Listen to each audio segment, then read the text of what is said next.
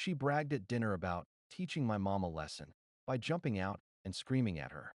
My mom has a heart condition. I called 911, had her escorted out, and months later learned the sick reason she did it in the first place. And my mother has always been gentle to a fault. The type who apologizes to waiters when they forget the order. The type who sends birthday cards to people who never send one back. The type who, after her heart condition diagnosis 3 years ago, started carrying nitroglycerin tablets in her purse just in case, but still insisted she was perfectly fine. My girlfriend, Maya, is the opposite. Sharp edges, fast emotions, no filter. She believed respect was something you demanded, not something you earned. Most of the time, that attitude exhausted me, but I tolerated it. I told myself it was passion, confidence, just being outspoken. Looking back, I realized I'd been lying to myself. My mom had invited us for a simple dinner: baked chicken, steamed vegetables, and the exact same salad she'd made for every family gathering since I was a kid. She loved hosting, even when she didn't have the energy for it. I tried to convince her we could go out instead, but she waved it off. Nonsense. I want to cook for you too. It'll be lovely. Maya put on her polite face when we arrived. She complimented the curtains she secretly hated. She exaggerated a smile when my mom hugged her. She sat at the table with her back painfully straight, like she was auditioning for the role of good girlfriend and couldn't drop character. Dinner started fine, just fine. My mom asked about Maya's job. Maya answered with the kind of voice people use when explaining something simple to someone they think is simple. I winced, hoping my mother didn't notice. Then Mom innocently asked, "Do you and your mother talk often, dear? You mentioned she lives nearby." Maya stiffened. Her relationship with her own family was complicated, and she hated when anyone asked about it. She forced a smile. "We're not discussing that tonight." The air shifted for a second, not enough for a fight, but enough for me to feel tension tightening around my ribs. My mom nodded, gentle as always. "Of course, sweetheart. I didn't mean." "I know," Maya said quickly, cutting her off. It passed, or at least seemed to. The rest of dinner was awkward but manageable. We ate, helped clean up, said our goodnights.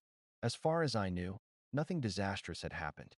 Little did I know, the disaster had already happened. I just hadn't learned about it yet. When we got home, I kicked off my shoes, started putting leftovers into the fridge, and mentally replayed the evening, thinking, okay, it wasn't great, but it wasn't terrible. Maybe next time will be smoother. I didn't even get to close the fridge door before Maya spoke. She sat down at the dining table like she was about to hold a press conference, swirling a glass of wine, one leg crossed over the other. Her expression was smug, satisfied, proud. That expression alone made my stomach knot. "So," she said casually, "your mom knows not to disrespect me anymore." I blinked. "Disrespect you? What are you talking about?" She gave a light laugh, the kind people use when they think the punchline is hilarious. She ignored me earlier, walked right past me while taking out the trash. So I taught her a little lesson. My throat went dry. "What lesson?" Maya leaned forward, voice low, excited, like she couldn't wait to show off what she'd done. I hid behind that little brick corner by the garage. When she came close, I jumped out and screamed right in her face. She snapped her fingers. Like that. She almost dropped the trash bag. You should have seen her. She looked like she saw a ghost. The room spun. My voice barely made it out. "You what?" Maya rolled her eyes. "Stop acting shocked." She ignored me. "I'm not letting that slide. She'll think twice next time." "She has a heart condition," I said quietly. Maya shrugged. "You've told me that. But I thought you were exaggerating. She's dramatic. She'll survive." Before I could respond, my phone buzzed violently in my pocket. I pulled it out. It was my mom's neighbor. "Your mom called me. She's pale, shaking, and says her chest hurts. I think she needs an ambulance." Everything inside me dropped. I grabbed my keys and ran. Maya didn't even follow me to the door. She called after me, annoyed. "Oh my God, you're overreacting." But I didn't answer. Couldn't. The only thing I could think was, my girlfriend just deliberately terrified my medically fragile mother. And she's proud of it. By the time I reached my mother's house, her neighbor was standing on the porch, waving me toward the living room in a panic. My mom sat slumped against the armrest of the couch, one hand pressed to her chest, her skin the color of old paper. Her breathing was shallow. Her eyes were unfocused. "Mom? Mom, look at me." She tried. Her lips trembled. Sweetheart, I don't feel right. I didn't waste a second. I dialed 911 with shaking fingers.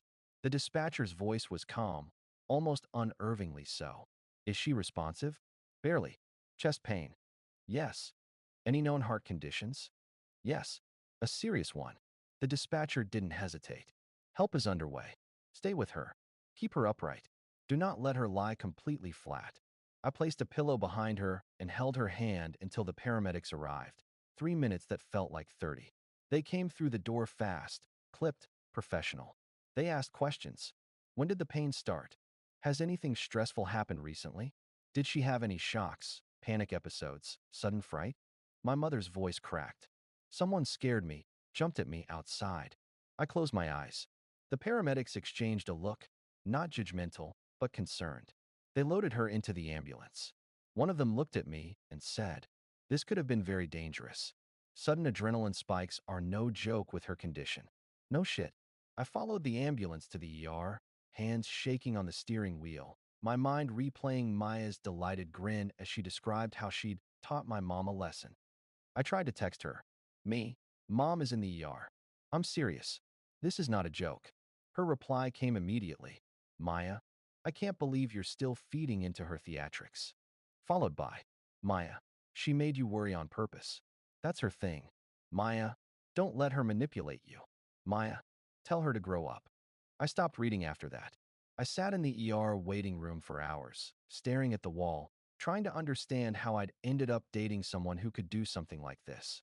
Around 2 a.m., the doctor came out. He was calm, but firm. She'll be okay, but this could have been much worse. Her vitals stabilized after treatment, but she experienced a potentially dangerous arrhythmic episode. Then he looked at me, almost gently. Any kind of shock or fear could trigger this again. Whoever scared her should understand the seriousness of what they did. My jaw tightened. I understand, I said. Trust me. We talked for a while longer before I went into her room. She looked small in the hospital bed, hooked to the monitor, but alive. When she saw me, she gave a tired smile. I'm sorry, she whispered. You didn't do anything wrong. She hesitated. I didn't think she would. I mean, I didn't think she would hate me. My chest tightened. She doesn't hate you, Mom. She's just. I swallowed. Someone I shouldn't have brought into your life. My mom squeezed my hand. Please don't let her near me again. I nodded. She won't come near either of us again. By the time I left the hospital at dawn, I was done being calm. When I got home, Maya was sitting outside my apartment door on the hallway carpet, arms crossed, mascara smudged like she'd been crying, probably more from frustration than guilt. The moment she saw me, she launched into it. Where have you been? I've been sitting here for hours. We need to talk. I didn't answer. I unlocked the door and walked inside. She followed me in, still ranting. You're insane. Your mom is manipulative. You're falling for her drama. I cut her off, my voice sharper than I'd ever spoken to her before. She's in the hospital. Maya froze. I continued, cold as stone. She had a heart arrhythmia because you jumped out at her. Because you wanted to teach her a lesson. Because you thought she disrespected you. Maya blinked, confused, almost offended. I didn't mean for her to have a heart attack. I was just trying to get her to acknowledge. I stepped back from her. Get out. Her mouth opened and closed like she was searching for the right tactic. Anger, guilt, tears, manipulation. She chose anger. Don't you dare make me the villain. She ignored me. She was rude. And now you're choosing her over me. I looked at her, truly looked at her, and wondered how I'd missed the rot beneath the surface for so long. I'm choosing sanity, I said. And safety. Maya lunged forward, reaching for my arm. Stop it. We are not done. You owe me a conversation. I stepped away and pulled out my phone. She glared. Who are you calling? Someone who can help you leave. 10 minutes later, 2 police officers were standing in my doorway. One asked calmly, Sir, does she live here? No, she doesn't. The officers turned to Maya. Ma'am, you need to step outside. She started crying instantly, a performance I'd seen before. He's lying. He's abandoning me. He's being abusive. The officer's expression didn't even flicker. Ma'am. Now. They escorted her out of the building while she screamed that I'd regret this, and that my mother was faking it to ruin our relationship. Her voice echoed down the hallway. For the first time in months, I felt peace. Shaky peace, but peace nonetheless. And I knew. This was only the beginning of the fallout. 2 days after the police escorted Maya out of my building, the adrenaline finally wore off. That's when the exhaustion hit. The kind that sits in your bones. I spent most of those 48 hours between hospital visits with my mom and meetings with work to explain why I'd be taking a few emergency PTO days. Mom got discharged with new meds, new instructions, and one request. Please don't let that girl near me ever again. I promised her I wouldn't. I thought that would be the end of it. It wasn't. The message I didn't expect. On the third morning, while I was making scrambled eggs I didn't have the appetite to eat, my phone buzzed with a message from Maya's mother. We'd spoken only twice before, polite, distant interactions. Her text was short. Can we talk? Something you should know. Before I could answer, she called. Her voice sounded tired, defeated. Are you somewhere you can talk privately? Yes. She exhaled shakily. I heard about what happened to your mother. I'm so sorry. I truly am. I didn't say anything. I just waited. Maya told me what she did. She didn't tell it like she told you. She told it like a confession. That got my attention. What did she say? There was a long pause. Then, she admitted she didn't scare your mother because she felt disrespected. She did it to test you. My stomach dropped. To test me? Yes, her mother whispered, voice trembling. To see if you still choose your mother over her. To see if she could push you until you cut ties. She said, and I'm quoting, if his mom is such a priority, maybe I needed to make her less of one. Something inside me went cold. Not angry, just cold. Maya's mom kept talking, words spilling out in a mixture of guilt and heartbreak. She said she wanted to see how far you'd go for her. She thought if your mom had a scare, you'd blame your mother for being dramatic. She thought it would make you grow apart. I gripped the counter to steady myself. She didn't think your mom would end up in the hospital, her mother added quickly. She cried when she told me, but not for the reason you'd hope. She cried because she thinks she ruined her chance to win. Her word, not mine. That was the moment something snapped inside me, not violently, but quietly. The kind of snap that comes when you finally see someone without the disguise you've been projecting on them. Maya needs help, her mother said softly. I've been trying to get her into therapy for months. She refuses. Then her voice thinned. Please keep the restraining measures if you filed any. Protect yourself. My daughter is not well, and she won't stop unless forced to. I closed my eyes, nodded even though she couldn't see me. Thank you, I said quietly, for telling me. Before she hung up, she added one last thing. She told me she loved you, but she loved the idea of owning you more. The breaking point. That day, I drove to my mother's house with groceries and a stupidly large bouquet of flowers she didn't need. She opened the door looking fragile but smiling. Come in, sweetheart. We sat at the kitchen table. I told her everything. The test, the motive, the confession from Maya's mom. My mother listened silently, hands folded in her lap. When I finished, she touched my arm gently. Honey, she said softly, people who want to isolate you from your family never love you. They love the control they imagine they'll have. I nodded. I know, I said. I think I always did. We talked a long time.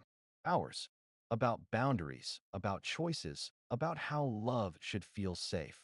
Not like a tightrope strung over someone else's insecurity. By the time I left, the knot in my chest had loosened a little. But the story wasn't over yet. Not even close. The knock on my door. 2 nights later, I heard it, a loud, frantic knocking on my apartment door. Not polite, not hesitant, desperate. I checked the peephole. Maya, eyes red, makeup smeared, breathing hard as if she'd run the whole way. I didn't open the door. She pounded again. Please, I need to talk to you. My phone buzzed, unknown number. I declined the call. I didn't mean to hurt her, she yelled through the door. Why aren't you listening? I love you. Don't you understand? Her words blurred into sobbing. I need you. You're all I have. My heartbeat stayed steady, calm, because I finally understood something. This wasn't love. This was dependency dressed in emotional violence. I backed away from the door and called non-emergency police again. It's the same person, I said. She's refused to leave. They arrived quickly. By the time they escorted her away, she wasn't screaming anymore, just staring at me with something hollow and furious in her eyes. Something that told me she wasn't done. Not yet. The officers didn't arrest Maya that night. They escorted her off the property again, warned her she'd be charged with trespassing if she returned, and encouraged me to file a restraining order. The younger officer pulled me aside before leaving and said quietly, "Men don't usually report this kind of thing. You're doing the right thing. Don't wait for it to escalate." Those words stuck with me because the truth was simple. I had no idea how far she was willing to go, but I'd already seen how far she was willing to go just to test me. I slept poorly that night. Every sound in the hallway made me flinch, not out of fear, but out of anticipation, waiting for the next knock, the next emotional explosion, the next attempt to twist the narrative. She didn't come back the next day or the day after, but she did send an email. Long, dramatic, rambling. The kind of message written at 3 a.m. with trembling fingers and no self-awareness. It began, "I can't believe you called the police on me when all I ever did was love you." Then, "Your mother hates me and she poisoned you against me." Then, "If you had just shown me I was your priority, none of this would have happened." And finally, "I forgive you. We can still fix this. Forgive me for protecting my medically fragile mother from someone who terrorized her for sport." My lawyer, a co-worker's recommendation, read the email and said, "This is exactly what we use to show a pattern of behavior. File the restraining order today." So I did. I provided the text messages, the emails, the hospital discharge papers, the incident reports from both police visits, the confession from her mother, a written statement from my neighbor confirming she tried to get into the building again. The judge issued a temporary restraining order immediately, and a hearing was scheduled 2 weeks out for a permanent one. I didn't expect her to show up, but she did. The courthouse. The hallway outside the courtroom was cold, echoey, filled with people in various stages of anger or regret. Maya stood near the far wall, arms crossed, staring at the floor. She looked smaller, not physically, just diminished. Her edges dulled. When her eyes finally flicked up and met mine, something in her expression cracked. Not rage, not defiance, something closer to defeat. Before the hearing began, her lawyer, a tired-looking man who'd clearly inherited a mess, approached me. He cleared his throat and said, "She wants to speak with you, just for a moment." Supervised. I hesitated. The bailiff overseeing the hallway was already watching us. I nodded. Maya stepped forward, slowly, like every movement cost her something. Her voice was hoarse when she spoke. "I never meant to hurt your mom." I didn't answer. I didn't trust myself to. She swallowed. I felt invisible. Every time she looked at me, I felt like I was a nuisance, like I wasn't worthy of you. Her eyes watered. "I thought if she had a scare, you'd comfort me. You'd need me. You'd choose me." I exhaled, long and slow. "You thought terrorizing a sick woman would bring us closer?" She winced. "I know how it sounds. I messed up. I messed up so badly. I don't know why I thought. I don't know what I was thinking." She wiped her eyes with her sleeve. "I just didn't want to lose you." I shook my head. "You didn't lose me because of a mistake. You lost me because you chose cruelty. And you chose it on purpose." Silence hung between us. Then she whispered, "Do you hate me?" I answered truthfully, "No, but I can't trust you. And I can't have you anywhere near my family."